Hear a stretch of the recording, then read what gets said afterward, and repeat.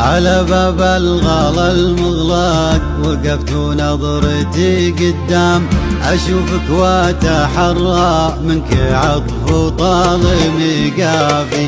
بعد ذاك الربيع اللي خذنا فيه 7 أعوام، أخاف إن العواذل بدلوها ب7 عجافي. دخيلك يا الغلا يا سلسبيل عذب مسك ختام، مشاعر شاعرك منظر ومحبك تبغى الانصافي. وانا كني تحت حكمك ومحكوم علي بعدام، أشوف عيونك القاضي ورمش العين سيافي.